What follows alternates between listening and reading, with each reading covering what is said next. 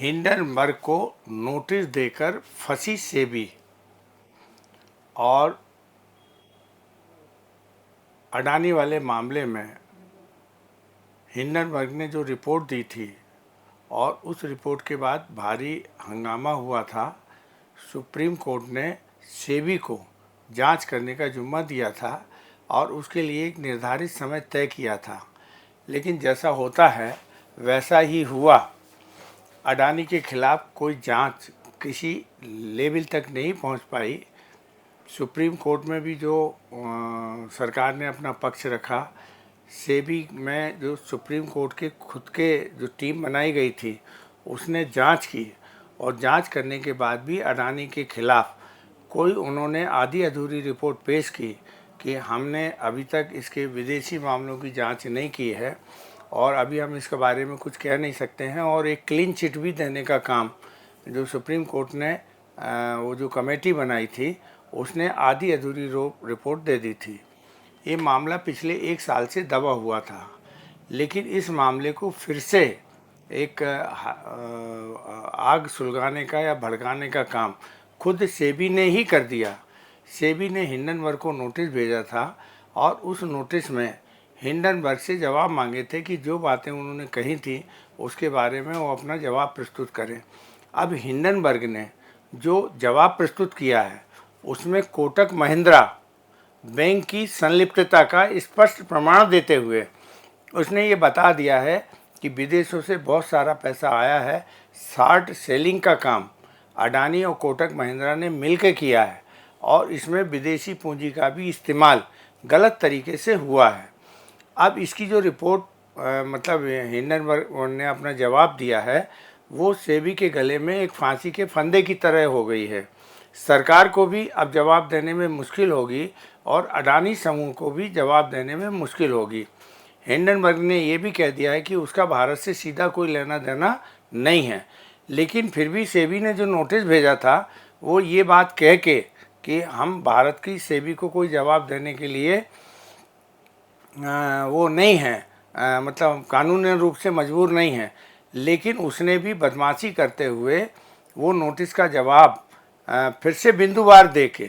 और सारे तथ्यों को फिर से सेबी के पाले में डाल दिया। अब चूंकि सेबी ने ही हिंडनबर्ग को नोटिस जारी किया था और हिंडनबर्ग ने जो जवाब दिया है अब उसमें सेबी को आगे बढ़ना होगा और कोटक महिंद्रा के द्वारा ये जो सारा फर्जीवाड़ा हुआ है दोनों की मिली भगत से और शॉर्ट सेलिंग में जो पैसे कमाए गए हैं उसको लेकर अब इनको कहीं ना कहीं सफाई तो देनी पड़ेगी। हिंडनबर्ग ने जो जवाब भेजा है वो अंतर्राष्ट्रीय स्तर पर अब बड़ी तेज़ी के साथ प्रमाणिक रूप से और सेबी के पास भी वो प्रमाणिक रूप से आ गया है। ऐसी स्थिति में अब सरकार को और सेबी को उस मामले की जांच को आगे बढ़ाना होगा और ये कहीं ना कहीं अडानी के लिए और कोटक महिंद्रा के लिए बहुत बड़ी परेशानी का कारण बन सकता है, ऐसा लोग कहने लगे हैं। कोटक महिंद्रा और इन्होंने अडानी ने शॉर्ट सेलिंग के ज़रिए जो कमाई की है उसकी एक एक डिटेल हिंडनबर्ग ने अपनी रिपोर्ट में दी है कि किस तरीके से इन्होंने बाज़ार में 10 रुपये के दाम पर और सेबी में मतलब जिस तरीके की अफवाहें फैलाई गई, रेट घटा दिए गए, उसके बाद एक खरीद हुई और कैसे ये अरबों रुपए के घोटाले हुए हैं उस घोटाले का पर्दाफाश किया है। दूसरा, जो पैसा बाहर से आ नहीं सकता था वो गलत तरीके से कोटक महिंद्रा बैंक के माध्यम से लाया गया है, तो उसका पूरा उल्लेख हिंडनबर्ग ने अपनी रिपोर्ट में तथ्यों के साथ किया है। इन तथ्यों को झुठला पाना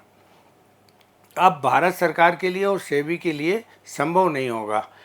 जिस तरीके से भारतीय शेयर बाज़ार 80,000 के ऊपर पहुंच गया है और जिस तरीके से वो लगातार रफ्तार पकड़ रहा है, तो हिंडनबर्ग की इस रिपोर्ट के कारण इसका असर अंतर्राष्ट्रीय स्तर पर भी पड़ना तय माना जा रहा है कि यदि ये मामले धीरे धीरे जिस तरीके से फिर से चर्चाओं में आ रहे हैं तो भारतीय शेयर बाज़ार को जो बुलबुले की गुब्बारे की तरह फुलाया जा रहा है और अब ये कहा जा रहा है कि अगले 3 महीने में ये 87,000 के स्तर को छू लेगा और इस तरीके से ऐसा होगा, तो ये जो कंपनियों के द्वारा ख़ास तौर से जो 30 कंपनियों का एक समूह है वो ये सारे रेट को घटाने बढ़ाने का काम करता है। और जिस तरीके की शॉर्ट सेलिंग के ज़रिए या शेयर बाज़ार में डिमांड और सप्लाई बढ़ा के और जो पैसे कमाने का जो चक्कर चलता है, उस पर हिंडनबर्ग की रिपोर्ट ने एक पूरा का पूरा खुलासा कर दिया है। और पहली बार अडानी के साथ साथ अब कोटक महिंद्रा ग्रुप भी बड़ी तेज़ी के साथ संकट में आएगा। इसको लेकर तरह तरह की आशंका शेयर बाज़ार में फैलना शुरू हो गई हैं। आगे क्या होगा कहना मुश्किल है, क्योंकि अब सरकार भी वैसे बहुमत में नहीं है जो पहले थी। तो अब ऐसी स्थिति में विपक्ष भी इस मामले में क्या रुख अपनाता है और किस तरीके से ये सारे मामले खुलकर सामने आते हैं या दबा दिए जाते हैं, ये तो भविष्य की बात है। लेकिन सेबी ने अपने जीवन की सबसे बड़ी गलती करी हिंडनबर्ग को नोटिस भेजकर, और जानबूझ के हिंडनबर्ग ने यदि उसका जवाब नहीं भी देता तो उसे कोई तकलीफ़ नहीं थी। लेकिन वो जिस तरीके से मनी मार्केट में काम करता है और जिस तरीके से हिंडनबर्ग की एक अपनी कि वो शॉर्ट सेलिंग से ही पैसा कमाता है,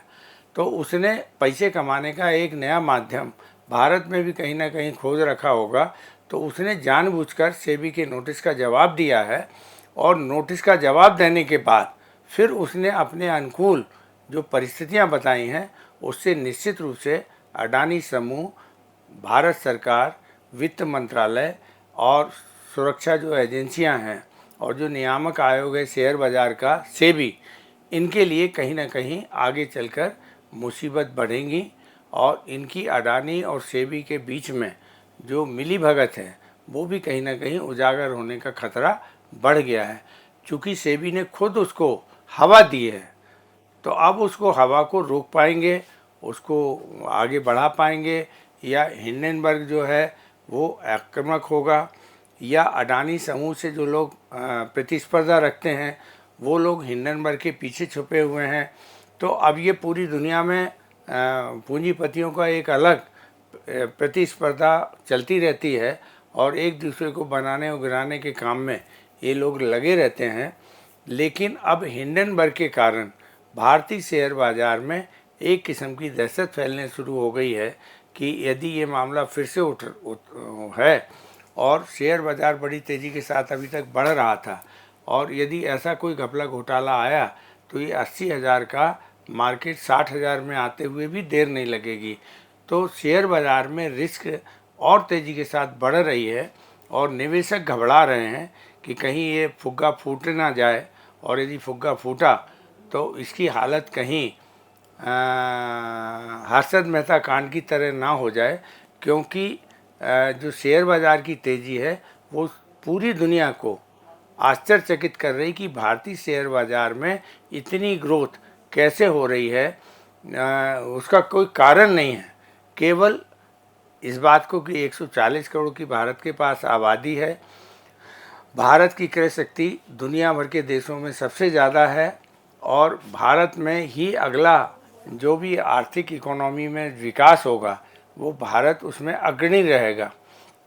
तो इस बात को लेकर सारे दुनिया के उद्योगपति और बड़े बड़े कारपोरेट भारत के ऊपर नज़रें जमाए हुए हैं, केवल इस धारणा को आधार बनाकर जो शेयर बाज़ार को हवा फुला फुला के ऊपर ले जाया जा रहा है। अब वो लगता है कि वो अपने सबसे उच्च स्तर पे है, और अब यदि इसको संभाल नहीं पाए तो कभी भी ये गुब्बारा बड़ी तेज़ी के साथ फट सकता है। और यदि ये फटेगा तो भारतीय अर्थव्यवस्था, भारतीय बैंकों के लिए, भारतीय जो वित्तीय संस्थाएं हैं उनके लिए एक बहुत बड़ा कष्ट का कारण बनने की स्थिति दिखने लगी है। इससे शेयर बाज़ार में और वित्तीय बाज़ार में कहीं ना कहीं घबराहट होती हुई देखी जा रही है। नमस्कार।